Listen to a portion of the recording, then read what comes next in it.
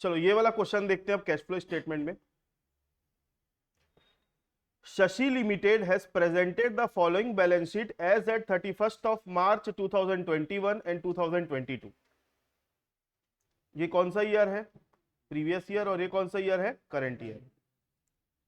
Share capital दिया है 6 लाख और 6 लाख, तो कोई चेंज दिख रहा है दोनों में? नहीं चेंज है, तो मतलब शेयर इशू वगैरह नहीं हुआ होगा। आगे जनरल रिजर्व। जनरल रिजर्व पहले 26,500 का था, बाद में 12,000 का हो गया। कम हो रहा है, कम हो रहा है। और जनरल रिजर्व के अलावा और कोई चीज दी हुई है क्या क्वेश्चन में? नीचे एडजस्टमेंट में पढ़ लो, प्रॉफिट वगैरह दिया हुआ है क्या? तो जनरल रिजर्व का ही डिफरेंस जो होगा उसी को ही हम क्या मानेंगे? प्रॉफिट मानेंगे। लेकिन यहां पर दिक्कत यह है कि कम हो रहा है, तो कम होता है तो अपन क्या मानते हैं उसको?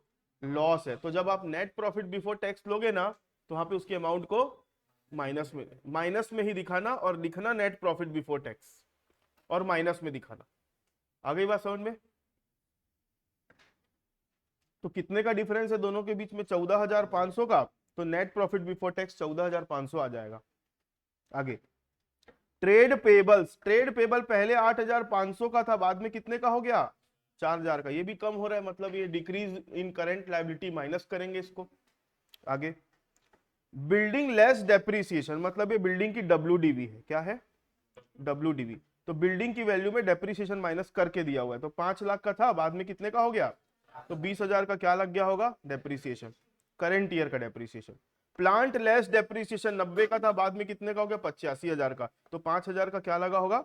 डेप्रिसिएशन। आगे इन्वेंट्री 5,000 और 1,000। ट्रेड रिसीवेबल 15,000 से फिर क्या हो गया? 10। कैश एंड कैश इक्विवेलेंट्स 25 का 40 हो गया। ठीक है, ये कहां लेते हैं अपन? कैश फ्लो स्टेटमेंट में ओपनिंग क्लोजिंग करके लेते हैं। इस क्वेश्चन में नया क्या था मालूम है? वैसे तो अगर देखोगे, इतना पार्ट अगर देखोगे तो क्वेश्चन में दम ही नहीं है। इतना पार्ट अगर देखते हो तो क्वेश्चन में कुछ है ही नहीं। बस एक चीज बताने वाली थी आप लोगों को कि जनरल रिजर्व का जो डिफरेंस है, जनरल रिजर्व का जो डिफरेंस, वही क्या होगा आपका? माइनस में दिखाना। ये एक नया चीज है इस क्वेश्चन में। दूसरा एडजस्टमेंट पढ़ो क्या लिखा है। Sales made by company amounted to rupees 21,85,000 during the year 21-22. No dividend has been paid by the company. The changes in building and plant are fully due to depreciation charge in 2021-22। नहीं भी बोले रहता तो वही तो मानते हम। Prepare cash flow statement. अब ये क्वेश्चन में इसका क्या करके आओगे आप लोग? ये जो लाइन है इसका क्या करोगे? सेल्स जो है 21,50,000 रुपए की है, कैश फ्लो स्टेटमेंट में इसको कहां दिखाओगे? इसका कोई भी ट्रीटमेंट नहीं होगा, हाथ भी नहीं लगाना है। लेकिन बात क्या है, यहां पर तो आप एकदम कॉन्फिडेंटली बोल दे रहे हो कृष्णा कुछ नहीं करेंगे करके, लेकिन एग्जाम में पक्का कुछ ना कुछ करके आओगे आप इसका।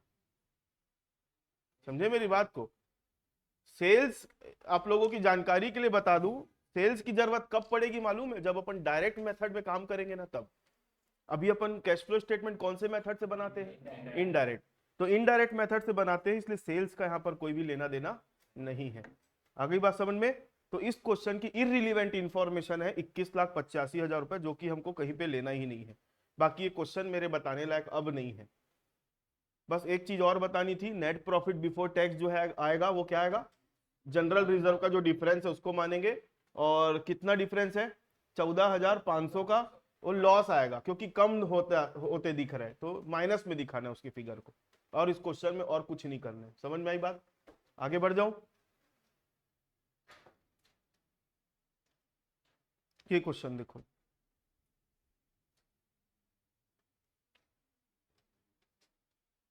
पढ़े। The balance sheet of N Ranjan limited as at 31st of March 2021 and 22 are as under. ये प्रीवियस ईयर है और ये कौन सा ईयर है? Current year. शेयर कैपिटल पहले 5 लाख का था, बाद में कितने का हो गया? 7 lakh. Reserve and surplus, statement of profit loss का जो डिफरेंस है 1 लाख था, बाद में कितने का हो गया? 50। तो करंट ईयर का प्रॉफिट हम कितना मानेंगे? नेट प्रॉफिट आफ्टर टैक्स आएगा ना ये। जनरल रिजर्व पहले कितने का था, बाद में कितने का हो गया, तो 30,000 रुपए बढ़ गया ना जनरल रिजर्व, तो इसको क्या मानते हैं, ट्रांसफर टू रिजर्व मानेंगे। क्या मानेंगे, ट्रांसफर टू रिजर्व। मतलब प्रॉफिट लॉस अकाउंट से 30,000 रुपए निकाल के हम जनरल रिजर्व में डाले होंगे। आगे करंट लायबिलिटी के अंदर है ट्रेड पेबल। ट्रेड पेबल के अंदर है क्रेडिटर्स, 150 था बाद में 190 का हो गया। बिल्स पेबल 40 का था बाद में 50 का हो गया। आउटस्टैंडिंग एक्सपेंसेस पहले 10 का था बाद में 5 का हो गया।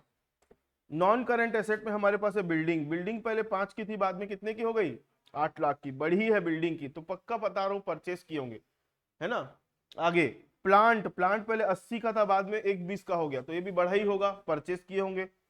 इन्वेंट्री 50 का 75 हो गया। ट्रेड रिसीवेबल 20 का 1.5 लाख हो गया, मतलब कम हो रहा है। और कैश इक्विवेलेंट ओपनिंग क्लोजिंग करके कैश फ्लो स्टेटमेंट में लेंगे। आगे एडजस्टमेंट में क्या लिखा है पढ़ो। During the year depreciation of ₹50,000 on building and ₹20,000 on plant has been charged. तो आपको दो ठो अकाउंट बनाना पड़ेगा, कौन कौन सा, एक बिल्डिंग अकाउंट बनाओगे और एक कौन सा अकाउंट बनाओगे, प्लांट अकाउंट, जिसमें ओपनिंग क्लोजिंग डेप्रिसिएशन ये तीनों की एंट्री करोगे। तो जो डिफरेंस आएगा वो काहे का आएगा, परचेस ऑफ बिल्डिंग और परचेस ऑफ प्लांट का जो डिफरेंस अमाउंट आएगा अपन उसको मानेंगे। आगे और आगे कुछ लिखा है पढ़ो। अ पीस ऑफ प्लांट, एक प्लांट का टुकड़ा, was sold for ₹8,000, 8,000 में बेचे उसको। During the year it costed ₹12,000, इसकी कॉस्ट कितनी थी, लेकिन इसकी डेप्रीसिएशन, लाइफ टाइम का डेप्रीसिएशन कितना है, was provided on it, prepare cash flow statement. ये क्वेश्चन थोड़ा सा हटके अलग है, क्योंकि इसमें ये पॉइंट नंबर 2 आ गया। बाकी तो ऊपर से लेकर नीचे तक क्वेश्चन पूरा कॉमन क्वेश्चन है। इस क्वेश्चन में अच्छी बात, एक बात बताऊं, चलो मैं बनाना चालू कर दूं क्या।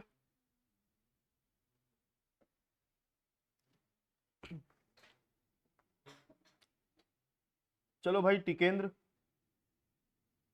आप बताओ कैश फ्लो स्टेटमेंट का फॉर्मेट।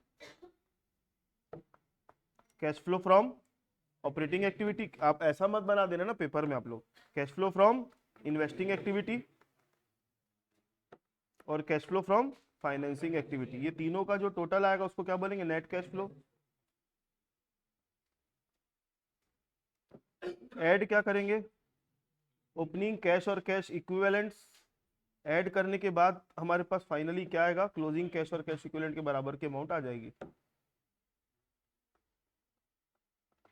तो बताओ ओपनिंग और क्लोजिंग कितना कितना दिया था, 20 ओपनिंग था और 30 क्लोजिंग है। ओपनिंग 20 है और क्लोजिंग कितना है 30, मतलब नेट कैश फ्लो हमारा कितना आएगा, 10,000 आएगा। ठीक, चलो बनाते हैं अपन क्वेश्चन। तो सबसे पहले बात करेंगे ऑपरेटिंग एक्टिविटी की।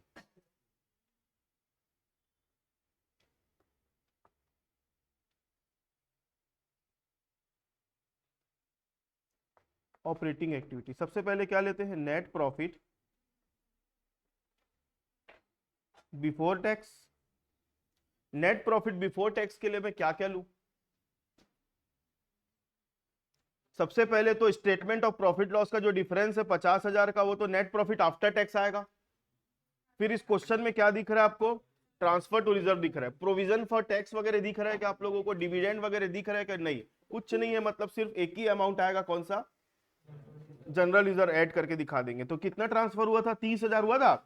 तो आप बोलोगे तो यहीं पे टोटल मार के दिखा देता हूं, नहीं तो इसका छोटा सा वर्किंग नोट भी बना सकते हो आप लोग। तो नेट प्रॉफिट कितना था अपना, 50,000 प्लस ट्रांसफर टू रिजर्व कितना था,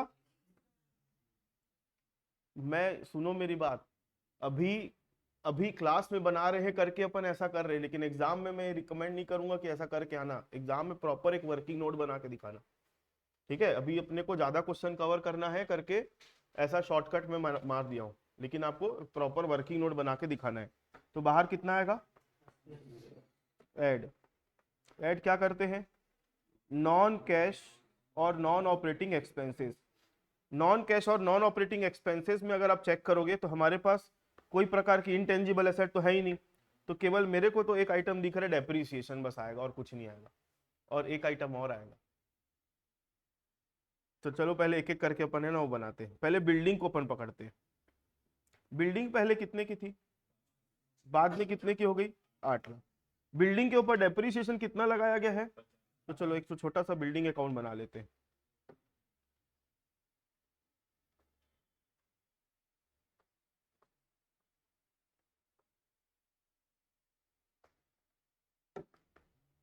ओपनिंग बैलेंस कितने का था, 5 लाख, बाय क्लोजिंग बैलेंस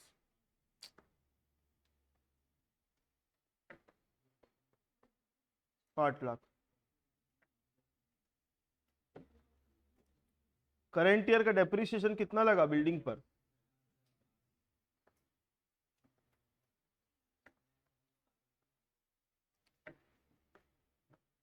तो ये हो जाएगा 8,50,000, 850।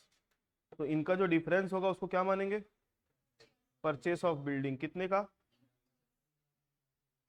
अब हम ये जो डेप्रिसिएशन है इसको क्या करते हैं, ऑपरेटिंग एक्टिविटी में ऐड करते हैं, और ये परचेस ऑफ को क्या करेंगे, इन्वेस्टिंग एक्टिविटी में माइनस करेंगे। ठीक है, तो ये बिल्डिंग का हो गया। तो यहाँ पर नॉन कैश और नॉन ऑपरेटिंग में डेप्रिसिएशन ऑन बिल्डिंग का 50,000 रुपये ले लो। अब 2 मिनट के लिए प्लांट के ऊपर आ जाओ। प्लांट पहले कितने का था हमारे पास, 80 का, बाद में कितने का हो गया, 120। नीचे क्या लिखा है, प्लांट के ऊपर डेप्रिसिएशन करंट ईयर में कितना चार्ज किया गया है, 20,000 का। और नीचे सेकंड नंबर के पॉइंट में क्या लिखा है, a piece of plant was sold for ₹8,000, जिसकी कॉस्ट थी कितनी, और उसके पूरे जीवन काल का एक्यूमुलेटेड डेप्रिसिएशन कितना था, 7,000। इससे क्या समझते हो, प्लांट को खरीदे थे तो कितने का पड़ा था, जिंदगी भर में उसके कितना डेप्रिसिएशन लगा है। तो आज के डेट में प्लांट की वैल्यू कितनी है, 5,000 की चीज को आप 8,000 में बेच रहे हो, 3,000 का प्रॉफिट। लेकिन सुनना, अब यहां पर अकाउंटिंग वाली बात आती है। ये जो 12,000 रुपए है इसको 2 मिनट के लिए साइड रखो। 12,000 माइनस 7,000 करो, कितना आता है, 5,000 आता है। 5,000 को हम क्या बोलते हैं, WDV बोलते हैं। ये WDV ऑफ प्लांट है ना, इसमें इंक्लूड है भाई, नहीं समझे। वो जो 80,000 का प्लांट दिख रहा है ना, उसमें जुड़ा हुआ है, वो अलग से नहीं है।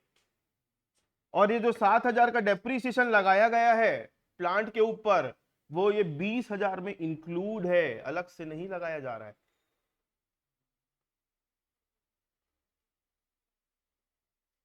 समझे मेरी बात को, क्या बोलना चाह रहा हूं। देखो ये मैं जो बोलना चाह रहा हूं ये अकाउंटिंग के पॉइंट ऑफ व्यू से बता रहा हूं। नहीं समझ में आया तो याद कर लो भाई उसको, ठीक है। और क्या बोलो भाई, 11वीं में पाप किया हुआ अभी थोड़ी उसका वो करोगे आप लोग, नहीं पढ़े हो डेप्रीसिएशन अच्छे से, तो मैं क्या कर सकता हूं उसमें। सुनो मेरी बात, ये 12,000 क्या है उसकी कॉस्ट, 7,000 क्या है उसकी एक्यूमुलेटेड डेप्रीसिएशन, दोनों माइनस करोगे तो क्या मिलेगी आपको, WDV कितनी मिलेगी। तो ये 5,000 की WDV 80,000 में इंक्लूड है। और टोटल कितने का डेप्रीसिएशन लग चुका है, तो 7,000 का डेप्रीसिएशन है, 20,000 में इंक्लूड है, अलग से 2 बार एंट्री मत कर देना। चलो, तो एक छोटा सा मैं प्लांट अकाउंट बना लू अब।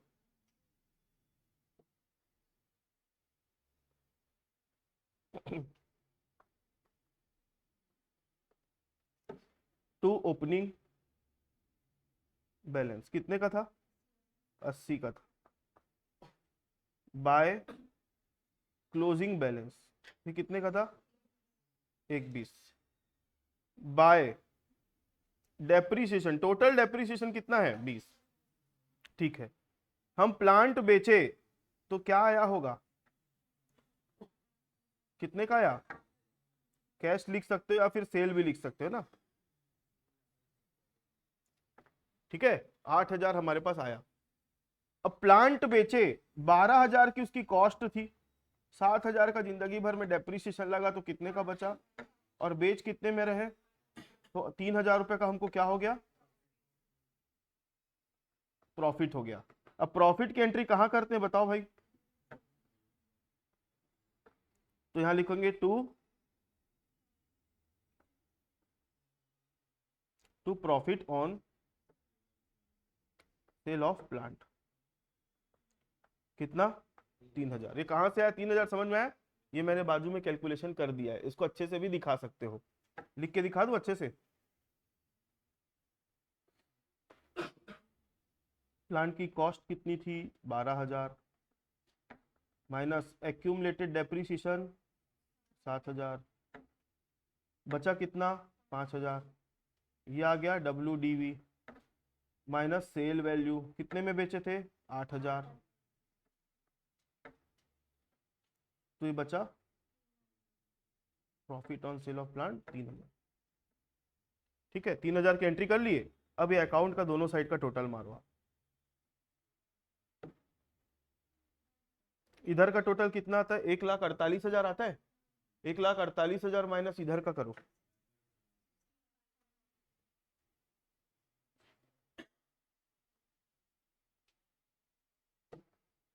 तो ये क्या आ जाएगा? 2 परचेस ऑफ प्लांट 65,000। अब इनको दिखाएंगे कैसे? ये जो डेप्रिसिएशन है ना, ये कहाँ जाएगा? ऑपरेटिंग एक्टिविटी में प्लस होगा। समझ में आ गई बात? ये जो सेल है, सेल, इससे पैसा आ रहा है कि जा रहा है? तो इन्वेस्टिंग एक्टिविटी में इसको प्लस करके दिखाओगे। Profit on sale of plant से 3000 का प्रॉफिट हुआ, इसको क्या करेंगे? ऑपरेटिंग एक्टिविटी में माइनस करेंगे। सब लिखवाया हुआ है नोट्स में।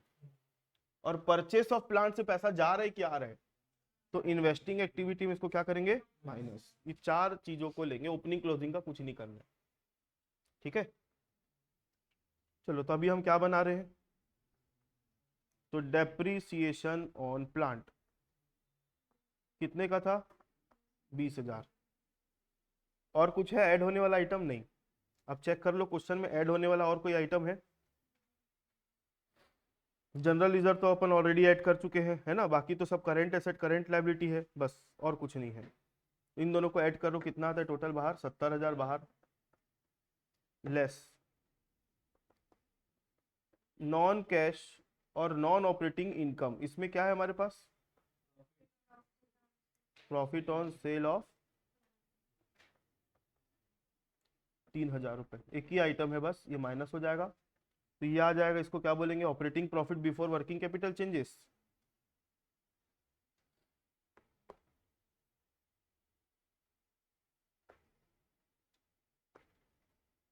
ये जो आएगा इसको क्या बोलेंगे? Operating profit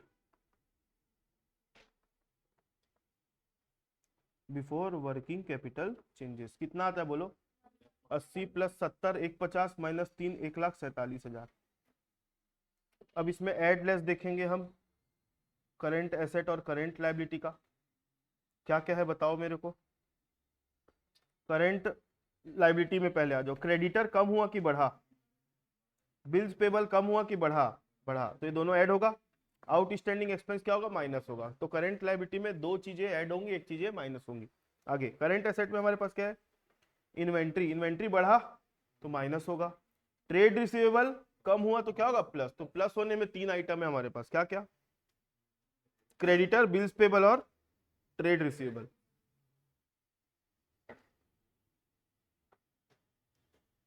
add increase in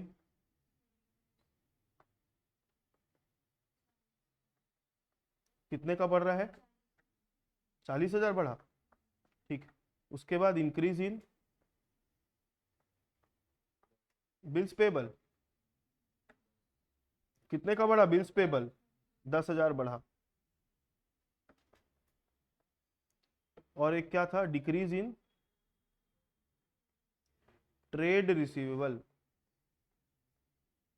कितने का डिक्रीज दिखा आप लोगों को इसमें? पहले कितने का था? 2 का था, बाद में 1.5 का हो गया, तो ये 50,000 बढ़ा है, मतलब कम हुआ है तो ऐड होगा। कितना आता है? 1,00,000। अब लेस में आ जाओ। लेस में क्या क्या है हमारे पास? डिक्रीज इन आउटस्टैंडिंग एक्सपेंस था क्या बैलेंस शीट में? हाँ, आउटस्टैंडिंग एक्सपेंस कितने का कम हुआ है? 10 का 5 हो गया, तो ये 5,000 डिक्रीज हुआ है तो माइनस करेंगे। Decrease in outstanding expenses. और एक आइटम क्या था? इंक्रीज इन इन्वेंट्री इंक्रीज हुआ है 25,000।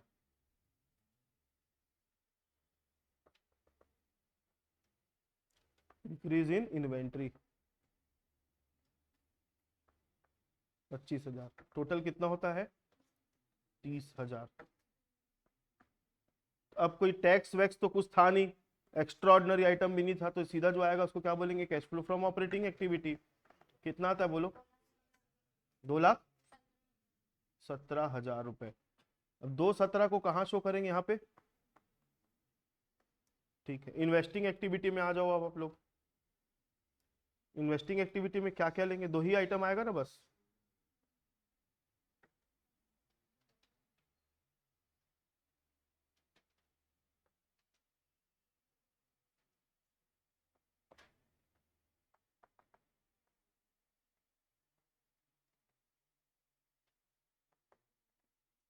इन्वेस्टिंग एक्टिविटी मैं बहुत जल्दी रात वाली क्लास स्टार्ट करने वाला हूं, जिसमें पूरा अपना रिवीजन रहेगा, है ना। और वो क्लासेस पूरी 100% ऑनलाइन रहेगी, और आप लोगों को घर से ही ज्वाइन करना है। टाइमिंग मोस्ट प्रोबेबली 9 से 11 या 10 से 12 ऐसा कुछ रखेंगे, ठीक है। और हाँ, 10 से 12। अब जो नहीं देख सकता ना भाई, उसके लिए क्लास रिकॉर्डिंग यूट्यूब पे डलेगी, तो आप अपने कन्वीनियंस से कभी और भी देख सकते हो। जो लाइव रहेगा वो देख लेना, नहीं रहेगा तो अपने कन्वीनियंस से देख सकते हो। मैं एक एक करके सारी चीजें, और उसी में मैं ऑडिट को भी डाल दूंगा, ऑडिट भी अपन उसी में करेंगे, ठीक है। चलो, इन्वेस्टिंग एक्टिविटी में हमारे पास क्या क्या था। बिल्डिंग में देखो, बिल्डिंग खरीदे हैं, परचेस ऑफ बिल्डिंग,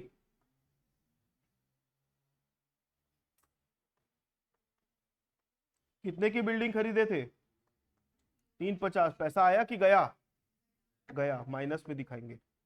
आगे, बिल्डिंग खरीदे थे, उसके बाद क्या था, सेल ऑफ प्लांट।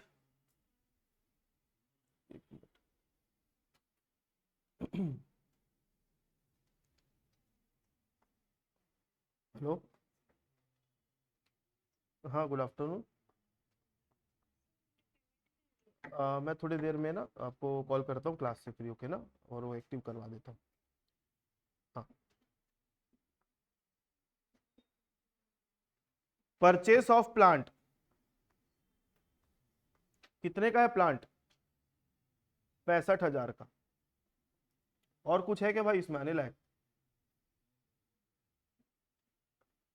तो इन्वेस्टिंग एक्टिविटी में क्या क्या लें, मतलब टोटल कितना आएगा, सॉरी,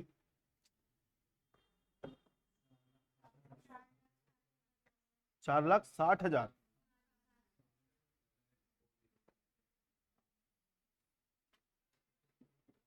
मैं कैलकुलेशन के लिए आप लोगों के ऊपर डिपेंडेंट हूं ना, पहले बता रहा हूं। चलो, अब क्वेश्चन में वापस आ जाओ, 2 मिनट के लिए चेक करो इसमें हमारे पास फाइनेंसिंग एक्टिविटी वाला आइटम क्या क्या है। एक ही आइटम बस दिखता है मेरे को, इक्विटी शेयर इशू है 2 लाख रुपए का, तो बनाना पड़ेगा कि नहीं लगता। एक ही तो 2 लाख रुपए डाउन, और कुछ है, डिविडेंड वगैरह है क्या, डिवेंचर वगैरह है, कुछ भी नहीं, लोन वगैरह कुछ भी नहीं है। तो 2 लाख रुपए बस यहाँ पे डाल दो, माइनस में, माइनस में कि प्लस में। पैसा आया ना भाई, शेयर इशू हुआ है, कितना होता है बताओ, 10,000 आ गया। 10,000 आ गया, मतलब ये दोनों जोड़ोगे तो 30 के बराबर हो गया, ठीक है। इस क्वेश्चन में ट्रिकी पॉइंट अगर कोई था तो वो कौन सा था भाई, पॉइंट नंबर 2 था, जो आपको थोड़ा सा ध्यान देना, बाकी और कुछ भी नहीं। पॉइंट नंबर 2 में भी मैंने क्या बताया आप लोगों को, ये 12,000 का कुछ नहीं करना है। 12 माइनस 7 कितना होता है, 5,000। ये 5,000 रुपए उसकी डब्ल्यूडीवी है, किसमें जुड़ी हुई है, 80 में। और जो डेप्रीसिएशन लगा है हमारा टोटल 20,000 का, वो किसमें जुड़ा हुआ है, सॉरी 7,000 का जो डेप्रीसिएशन लगा है वो किसमें जुड़ा हुआ है, 20 में जुड़ा हुआ है। तो इनकी अलग से कोई एंट्री वगैरह करके दिखाने की जरूरत नहीं है, ठीक है। चलो आगे बढ़ते हैं।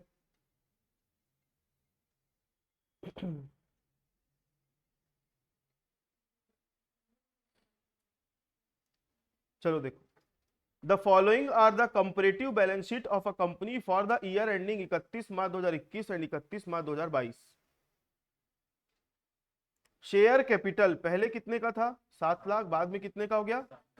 डेट चेक कर लेना भाई, पहले बात तभी डिसाइड करना। स्टेटमेंट ऑफ प्रॉफिट लॉस का बैलेंस पहले कितने का था, 1,04,000 का, बाद में कितने का हो गया, 1,05,600 का। तो इन दोनों का जो डिफरेंस होगा वो करंट ईयर का क्या कहलाएगा, प्रॉफिट। लेकिन आफ्टर वाला कि बिफोर वाला, आफ्टर वाला। डिबेंचर, डिबेंचर के नाम के आगे परसेंटेज दिया है क्या, तो इसके ब्याज को इग्नोर करेंगे। तो डिबेंचर पहले कितने का था, बाद में कितने का हो गया, तो 60,000 का डिबेंचर क्या हुआ है, रिडीम हुआ है। रिडीम मतलब उनका पैसा हम वापस दे दिए। तो कहां जाएगा ये, फाइनेंसिंग एक्टिविटी में कैश आउटफ्लो में जाएगा। आगे लैंड पहले 2 लाख की थी, बाद में 3 लाख की हो गई, मतलब पक्का लैंड को क्या किए होंगे, परचेस, 1 लाख रुपए की लैंड खरीदे। आगे गुडविल पहले 1 लाख की थी, बाद में 50 की हो गई, तो गुडविल का क्या हुआ होगा, रिटर्न ऑफ हुआ होगा, मतलब एमोटाइज हुई होगी गुडविल। ठीक है। आगे ट्रेड रिसीवेबल पहले कितने का था, बाद में कितने का हो गया, अभी माइनस में क्या दिख रहा है अलग से, आप लोग नोट्स बनाए हो ना, एक बार नोट्स खोलो, नॉन कैश और नॉन ऑपरेटिंग एक्सपेंसेस और नॉन कैश और नॉन ऑपरेटिंग इनकम। डिक्रीज या increase in provision for doubtful debt करके मैंने अलग से लिखवाया है। क्या कहां पर क्या लेते हैं, इंक्रीज वाले को कहां लेते हैं, डिक्रीज वाले को कहां लेते हैं, वाले को एक्सपेंस, हाँ, और डिक्रीज वाले को इनकम। लेकिन ये तो माइनस में दिया है इसी का, तो क्या करेंगे,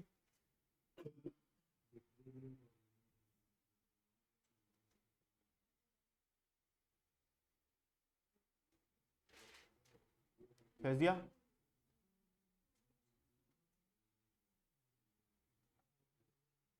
क्षितिज, माइनस में दिया है तो भाई समर,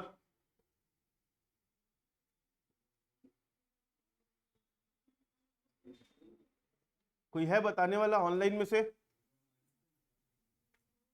सबसे पहले मेरी बेसिक चीज है जो बता रहा हूं, बैलेंस शीट का दोनों साइड मैच होता है, आपको पता है ना, एसेट बराबर लायबिलिटी होती है, तो पता है कोई भी आइटम अगर साइड चेंज करके बैठा हुआ है, मतलब लायबिलिटी का आइटम अगर कहां आ गया एसेट में, या एसेट का आइटम अगर कहां चला गया, तो वो अपनी साइन चेंज कर लेता है।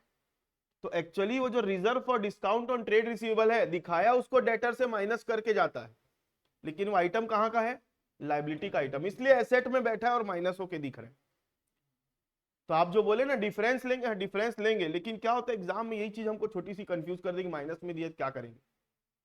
ठीक है, ये लायबिलिटी साइड का आइटम है, लेकिन आके कहां बैठा हुआ है, एसेट में, इसलिए इसका साइन चेंज हो गया है। समझे मेरी बात को, बस कुछ नहीं करना है, पहले कितने का था, बाद में कितने का हो गया, तो इसको मानेंगे decrease, increase in provision for doubtful debt. लेकिन यहां पर डिस्काउंट का प्रोविजन नहीं है, डाउटफुल डेट का नहीं है, डेटर से रिलेटेड कोई भी प्रोविजन होगा ना तो उसका वही काम करना है जो मैंने लिखवाया। समझ में आ गई बात। तो ये इंक्रीज है, इंक्रीज, तो इंक्रीज को क्या करेंगे, नॉन कैश और नॉन ऑपरेटिंग आइटम वाले में ऐड कर देंगे। ठीक है, तो आप लोग एक काम करो ना, वो जो नोट्स बनाए थे ना, वहां पे प्रोविजन फॉर डाउटफुल डेट बस लिखे थे ना, तो उसके बाजू में ऑब्लिक करके provision for discount on debtors भी लिख दो आप।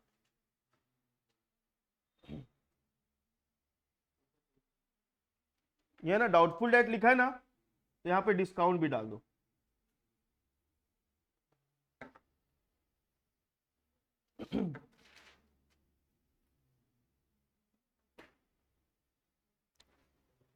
ठीक है। तो ये नॉन कैश और नॉन ऑपरेटिंग में 1,000 रुपए क्या होगा, ऐड होगा। आगे इन्वेंट्री पहले 492 की थी, बाद में 427 की हो गई, कम हो गई। कैश और कैश इक्विवेलेंट का तो ओपनिंग क्लोजिंग करके वहां दिखा देंगे। आगे क्या लिखा है पढ़ो, dividend amounting to ₹35,000 were paid during the year 21-22 के दौरान डिविडेंड 35,000 रुपए पे हुआ है, तो इसका 2 जगह ट्रीटमेंट होगा भाई, कहां कहां पर, नेट प्रॉफिट बिफोर टैक्स निकालते समय हम ऐड करेंगे, और फाइनेंसिंग एक्टिविटी में कैश आउटफ्लो में माइनस करेंगे।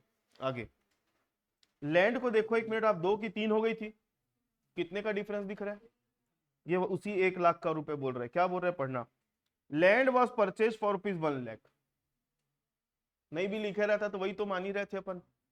गुडविल का 1 लाख से 50,000 हो गया, तो ये नहीं भी लिखा रहता तो वही मानते हम। डिबेंचर जो था 60,000 रुपए वर पेड, पेड मतलब रिडीम्ड, तो पहले देखो डिवेंचर कितने का था, बाद में कितने का हो गया। वो सारी चीजें को यहाँ पे क्लियरली लिख दिया है, पहले नहीं लिखता था तो हम वही मानते थे, एजम्पशन तो हमारा वही रहता था। तो क्वेश्चन डिफिकल्ट है कि इजी है भाई, बन जाएगा तो दे दूं होमवर्क, बना लोगे। एक मिनट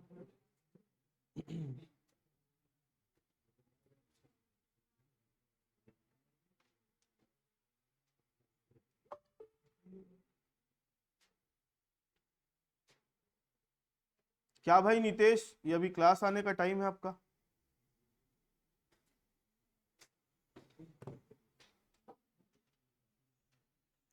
चलो एक काम करो, मैं आप लोगों को अभी टाइम दे रहा हूं ये क्वेश्चन बनाने के लिए।